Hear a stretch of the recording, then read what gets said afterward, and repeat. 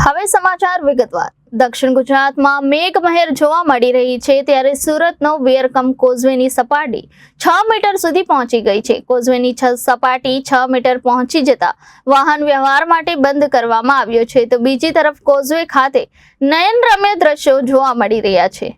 રાજ્યમાં ચોમાસાની ઋતુ ચાલી રહી છે અને દક્ષિણ ગુજરાતમાં મેઘમહેર જોવા મળી રહી છે। સુરત શહેરમાં છેલ્લા 3 દિવસથી વરસાદી માહોલ જોવા મળી રહ્યો છે। ગતરોજ સુરત શહેરમાં ધોધમાર વરસાદ વરસ્યો હતો જેને લઈને શહેરના કેટલાય વિસ્તારોમાં પાણી ભરાઈ ગયા હતા।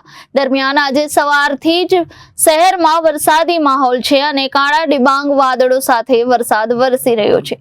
બીજી તરફ સુરત શહેરના ઉપરવાસના જિલ્લા તાલુકા અને ગામોમાં સતત વરસેલા વરસાદને લઈને તાપી નદીમાં નવા નીર આવતા સુરતના વીરકમ કોઝવેની સપાટીમાં પણ વધારો થયો છે।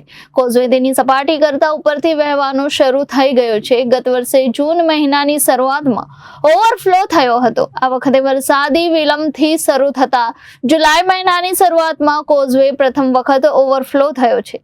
સુરતમાં આવેલ કોઝવેની ભયજનક સપાટી 6 મીટર છે। 6.70 મીટરને પાર થતા કોઝવે ઓવરફ્લો થાય છે। વાહન વ્યવહાર માટે તેને બંધ કરવાની ફરજ પડે છે। દરમિયાન હાલમાં કોઝવેની સપાટી 6.70 મીટર સુધી પહોંચી ગઈ છે જેને લઈને તંત્ર દ્વારા તકેદારીના ભાગરૂપે કોઝવેને વાહન વ્યવહાર માટે બંધ કરી દેવામાં આવ્યો છે। ગઈકાલથી જ કોઝવે બંધ કરાયો છે। બીજી તરફ કોઝવે ખાતે નયનરમ્ય દ્રશ્યો પણ જોવા મળી રહ્યા છે। કોઝવેની 6.70 મીટર નોંધાતા તાપી નદીમાં નવા નીર આવ્યા છે અને સુરતીઓને કોઝવે થકી પીવાનું પાણી પૂરું પાડવામાં આવે છે।